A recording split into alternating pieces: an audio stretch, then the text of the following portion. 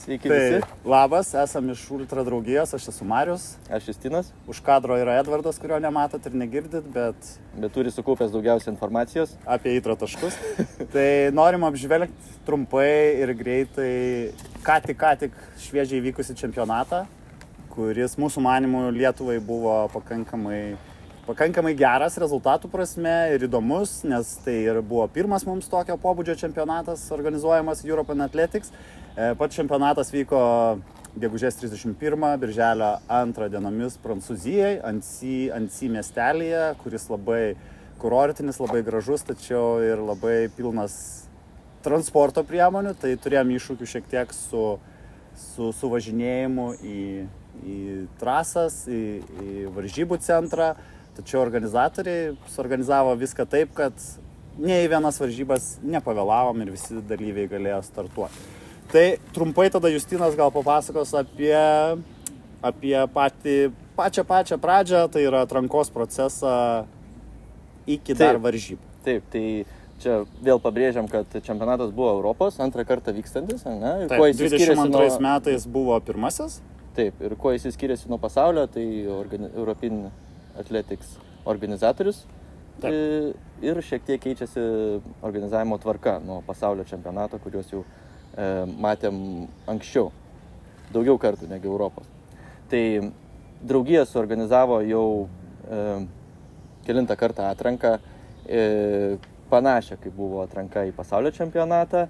Tai rėmėmės pagrinde ITRA taškais, kurie atspindi trail atletų pajėgumą. Bei jų ėmėm dar rezultatus iš čempionatų, atletų dalyvavusių čempionatuose rezultatus ir varžybų rezultatus.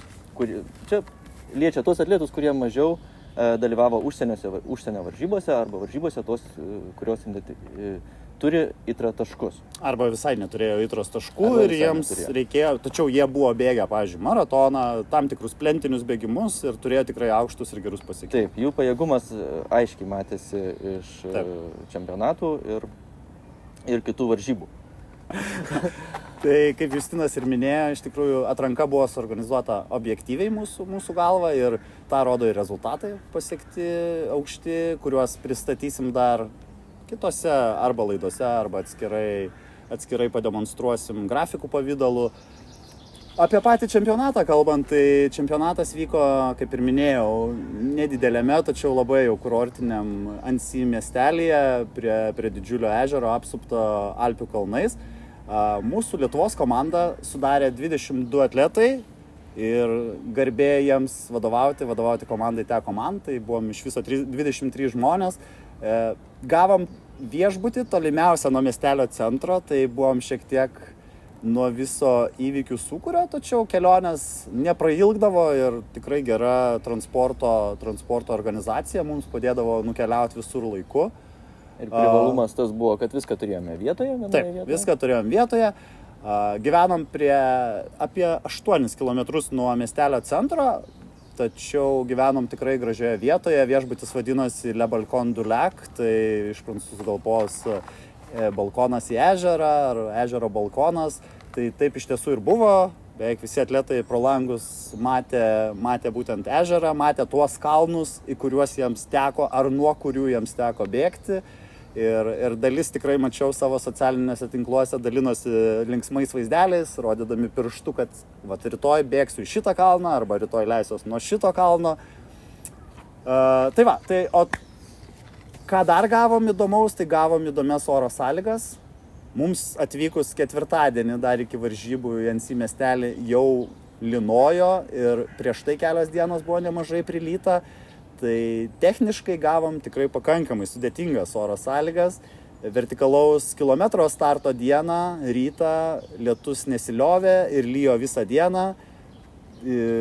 Trasos pažliugo, trasose buvo daug purvo, jo nuošliaužų ir panašiai.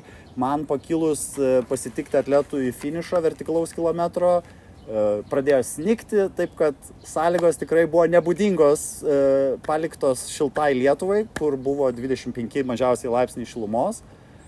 Ir Ir tikrai buvo netradicinis bėgimas, bet manau, visi finišavę atletai ir ne vienas, ačiū Dievui, nepatyręs traumas, puikiai susitvarkė su tom iš dalies lietuviškom, iš dalies ir ne visai sąlygom. Kurių nesitikėjom ypač, nes prieš tai buvom atlikę trasų apžvalgą.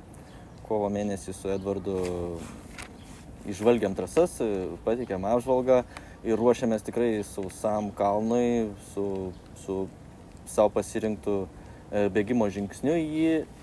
Ir atvykus į vietą žiūrim, kad visi kalnai čiuožia upelį žemyn.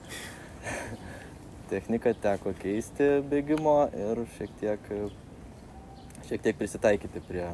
Taip, technika, batus, kai kas keitėsi ir batus, supratęs, kad tikrai nepavyks užbėgti tam tikrų įkalnių. Ačiū Dievui, nieks nepasiėmė plentinių batų, nes jeigu nebūtų lietaus, netgi ir su jais būtų gana patogu užbėgti į kai kurias trasas. Bet varžybų savaitgalį kalnai buvo pažliugę. Taip, tai kaip Justinas ir minėjo, atvykus komandai, tiksliau ir aš pats minėjau, turėjom 22 narius. Tai pirmą dieną, penktadienį startavo vertikalus kilometras, turėjom 3 merginas ir 4 vaikinus, visi sėkmingai finišavo. Antrą dieną, šeštadienį, turėjom ilgąją distanciją, tai ten turėjom po 4 atletus abiejose, tiek vyrų, tiek moterų grupėse. Tai irgi visi sėkmingai pasiekė finišą ir sekmadienį, Birželio 2 dieną turėjom up and down vadinamą, kuris sudaro apie 16 km su 900 metrų, vertikalių metrų 900. Tai ten irgi turėjom 4 vaikinus ir 3 merginas ir visi jie sėkmingai finišavo.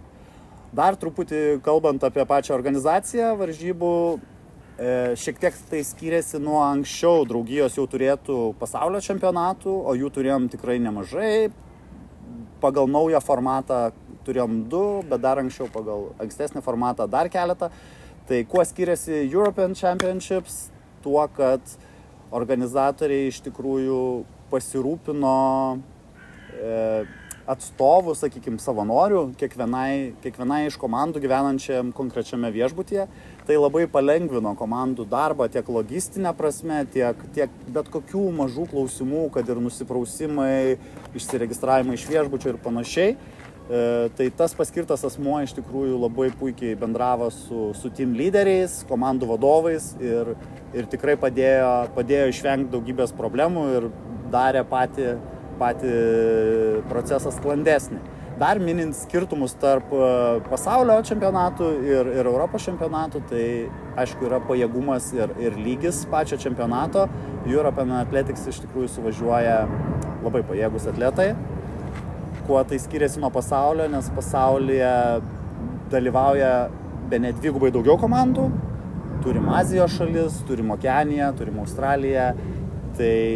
Tai tas pajėgumas šiek tiek pačio čempionato, kaip čempionato, ne atskirų komandų, yra tikrai mažesnis už Europos čempionatą. Čia tam, kad įsivaizduotumėt su kuo ir kokiu lygiu susidūrė mūsų atletai.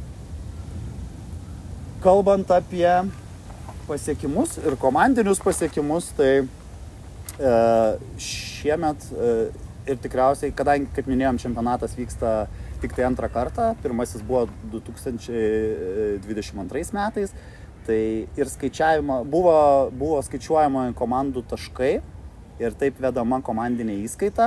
Tam, kad šalis papultų į komandinę įskaitą, turėjo turėjo bent 3 atletai ir šių atletų buvo fiksuojami ne laiko prasme, ne geriausias laikas, bet skiriami taškai už užimtą vietą.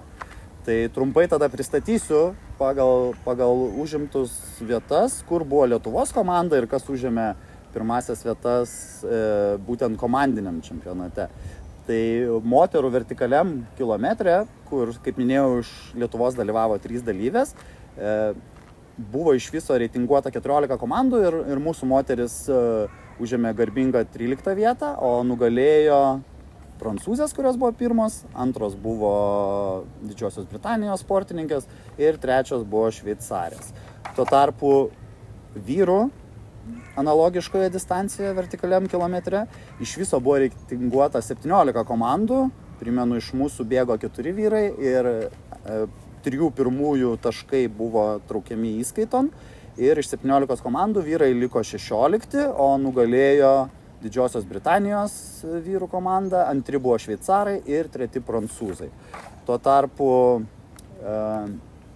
up and down mano minėtoje distancijoje moterų iš viso reitinguota buvo 12 komandų ir lietuvės užėmė 11 vietą, aplenkusios Vengrės, o nugalėjo pirmoje vietoje Didžioji Britanija, tretieji šveicarai ir, antrieji šveicarai ir tretieji rumūnai. Analogiškoje vyrų distancijoje reitinguota net 16 komandų. Lietuviai užėmė 14 vietą, aplenkę Olandus ir San Marino komandas. Pirmieji buvo prancūzai, antrieji Didžioji Britanija ir tretieji italų vyrai. Ir pačios ilgiausios trail distancijos 58,2 km su virš 3,5 tūkstančio vertikalių metrų. Buvo iš viso reitinguota 11 komandų, lietuvės užėmė 11 vietą, o nugalėjo prancūzės, antroji vieta atiteko ispanėms ir trečioji vieta atiteko italiams. Labai norim pasveikinti kaimynus lenkus, kurių moteris užėmė garbingą 4 vietą. Ir vyrų analogiška distancija, kuri yra įdomi tuo, kad iš viso buvo reitinguota net 19 šalių komandų. Lietuvių komanda užėmė 16 vietą, bet kaip minėjau, pagal taškų sistemą, jeigu skaičiuotume pagal laiko bendrą suminį laiką 3 geriausių atletų, tai būtume užėmę ir netgi 15 vietą, aplenkę airius, nes mūsų bendras suminis laikas buvo 19 valandų 1 minutė, pas airius tuo tarpu 19 valandų 3 minutės. Na ir nugalėjo čia prancūzų komanda, antri, su kuo vėl labai sveikinam, buvo lenkų komanda ir tretieji buvo čekai. Nereikia paminėti gal, kad Remigijus surinko visgi daugiausia ITRA taškų už savo distancijos finišą iš komandos. Kaip ir tikėjomės darydami atranką. Taip, tačiau kitų irgi pakankamai aukštas lygis, pakankamai daug surinktų ITRA taškų, kurie vėlgi skirtingai nei pasaulio čempionate buvo skelbiami, jei neklystų, tą pačią dieną ar bent jau sekančios dienos ryte. Taip, kad atletai tikrai greitai žinojo, kaip jie buvo įvertinti savo distancijas. Tai jeigu nebeturim ką pridėti, tai metas padėkoms. Tai labiausiai norim padėkoti Lengvosios atletikos federacijai, kuri labai ženkliai prisidėjo tiek techninę pagalbą, nes, kaip ir minėjau, skirtumas nuo pasaulio čempionato yra tas, kad Lengvosios atletikos federacija yra tiesioginis European Athletics atstovas, tai jai prieinamos visos duomenų bazės ir atletų siuntimo bazės ir panašiai. Beje, prisidėta ir materialiai, iš tikrųjų labai ženkli pagalba, nes draugija viena negalėtų išsiųsti tokio būrio pajėgių atletų. Dėkojam Pauliui, jisai tikrai žinos už ką, dėkojam Lengvosios atletikos federacijos atstoviai Vilijai, kuri tikrai prisidėjo gelbstint mus nuo daugybės techninio darbo. Ačiū Nijoliai ir ačiū visiems atletams, kurie tai puikiai finišavo. Kurie dalyvavo, kurie paaukojo savo asmeninį laiką ruošiantis čempionatui.